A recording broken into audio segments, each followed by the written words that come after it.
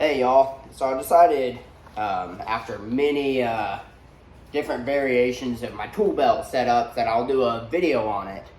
I'm very much a tool belt guy. Basically anytime I can fit somewhere without it being like too tight, in like closets, doing interior work or something where I can scratch up walls.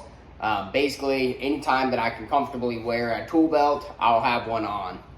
So throughout the last few years of me wearing tool belts, I've learned a few things. It kind of sounds like common sense, but I had to kind of go through this process.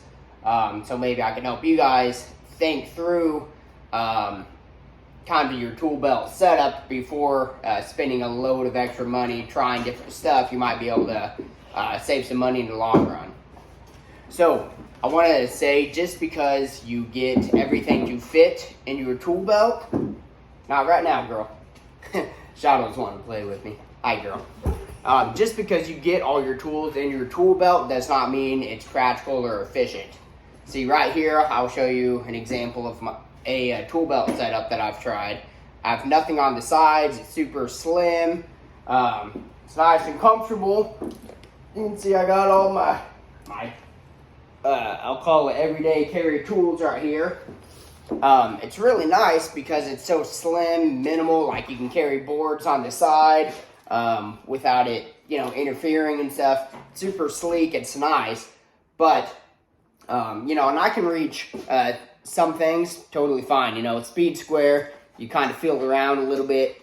You're doing one of these things, because it's behind you, it's like, okay, now I think I'm in the right bag. And half the time it ends up being in the wrong pocket, and then it interferes with other tools.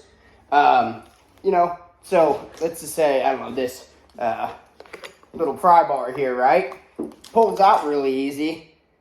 You use it, and then you're doing one of these, trying to figure out where it goes. Find the right bag. Like I can't even see my nail puller, so I'm... Yep, that's it. And then you kind of pull it out, use it. Pulling it out's the easy part. Putting it back in is the hard part. So you're kind of doing one of these deals.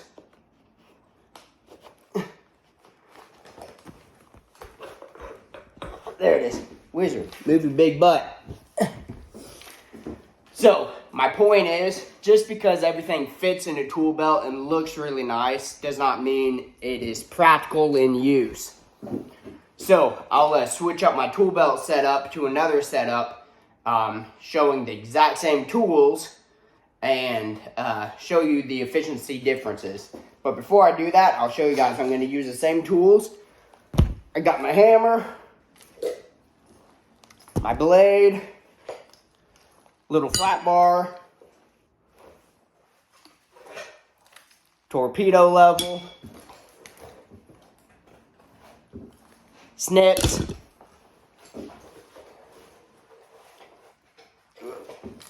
tape measure, and you can see just in this, I already know what I have, but I'm having to feel around to see if I got everything or figure out where everything's at. My cat's paw and speed square. So I'm going to use the same belt and suspender setup, but I'm going to switch out the bag and give you guys an example of something that works much better for me, kind of show you guys the differences. Alright y'all, I'm back. So now here's my other setup, which I currently run. I'm looking to replace these stuff built bags, just they're falling apart on me, but the system itself has worked really well for me for a long time. So as you can see, I've got pouches coming off the side and off the back. Now all of them are smaller, but instead of having one bag that just tears out further and further and further, I've just got more stuff around my waistband, but everything's a lot easier to get to. My hammer typically has a clip, and the thing interfaces with this spider clip deal. But anyway, here's typically where my hammer hangs. I just need to reattach the clip because it fell off. So my hammer would go there. So these are basically my fastener pouches right here. my tape just comes right on and off there. Okay, we got my torpedo level. Got my nail puller,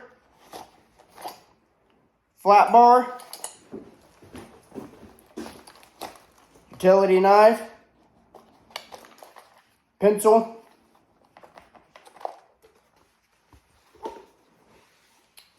speed square, and that's it.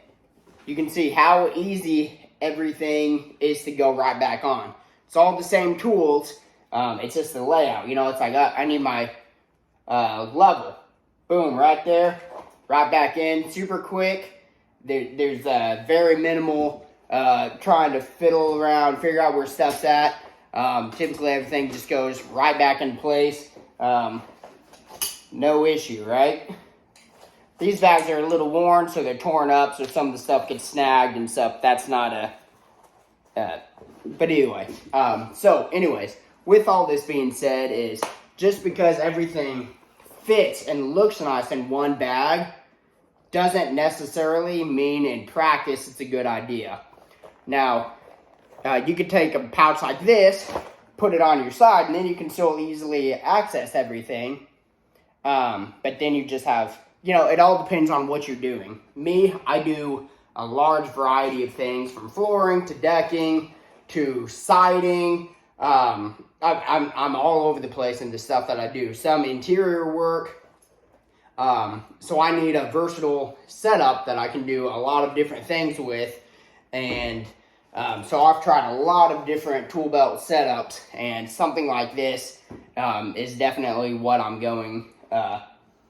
gonna keep running. I'm gonna switch out the bags themselves with something. I'm gonna try a leather belt setup. But anyway, all this to say is, what I recommend is lay out all of your tools that you're gonna want to carry. Organize them. You know, these are right-handed tools, these are left-handed tools. Okay? Me, I'm right-handed, so my pencil always takes priority in my right hand. Okay? So that means most of the time, my tape's on my left hand, I'm measuring something and marking with my right hand. So the tape measure, for me, is a left-handed tool. Same thing, bubble level. You know, I'm leveling and marking with my right hand. So, set out all of your tools. Let me try and demonstrate this real quick, right? So, being right-handed, let me adjust you guys. Being right-handed, hammer. Obviously going to be in my right hand, so that'll hang on the right side of my body. Tape measure, it's going to be left-handed for me, so that'll go there. Bubble level, left-handed. Little pry bars, I'm not using them all the time, but typically it'll just be a left-handed thing, or if I need to switch over to my right-handed, if I'm prying something, both hands are available, so I just typically put them on my left-hand side. Same thing with my other pry bar.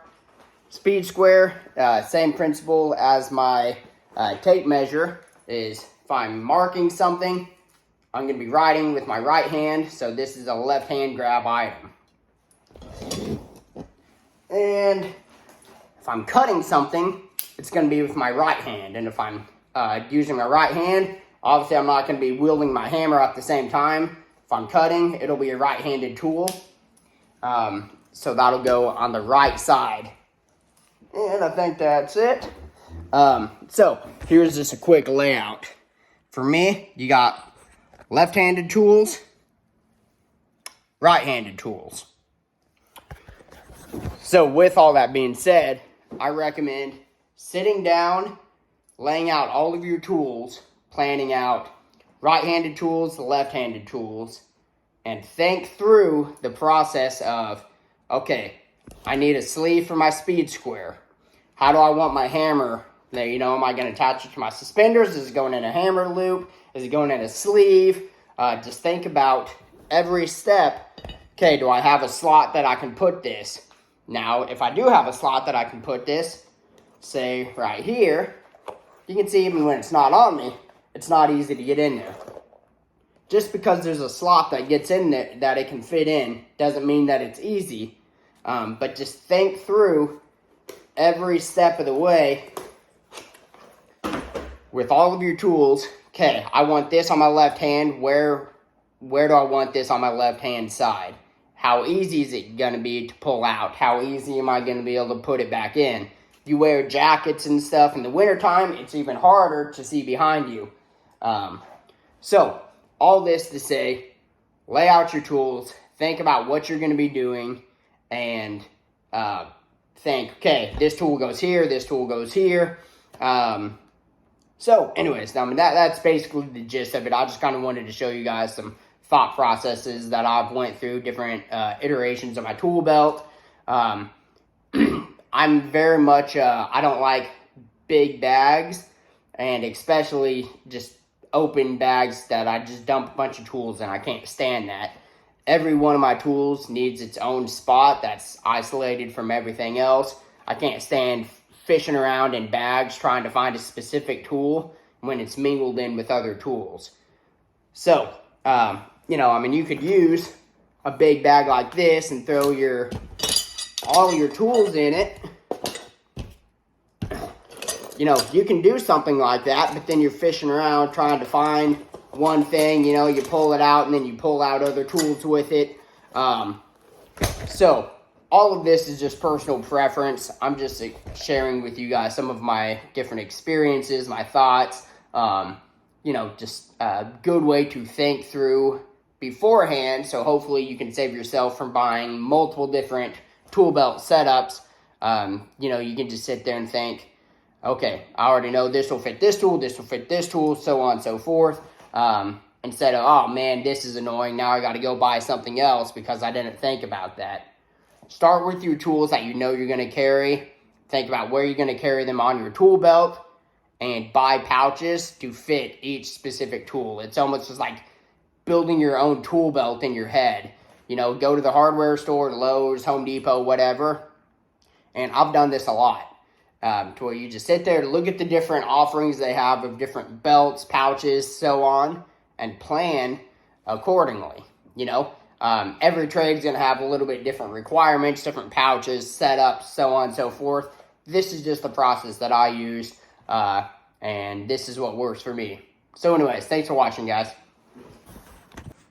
Hey, one little thing that I forgot to talk about with my tool belt setups is, as you guys saw, this holds everything that I have in here, right? Now, this one bag weighs significantly less than 1, 2, 3, 4, 5, 6 different pouches individually. You know, they all have their own mounting clips. So, I mean, just the empty bags alone probably weigh 4 pounds more than just this empty bag.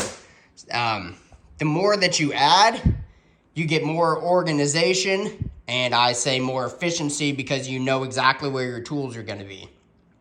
But you also give up being super slim and trim and be able to fit into tighter places the more bags you add. You know, so it's a fine balance of having the tools you need, being efficient, and being able to grab your tools but also put them back where they belong. But you're going to add weight and bulk the more pouches / organization you add. You're adding weight and bulk. So just something to think about. You know, you wear these things all day. 4 pounds doesn't sound like a whole lot, but it definitely makes a big difference at the end of the day.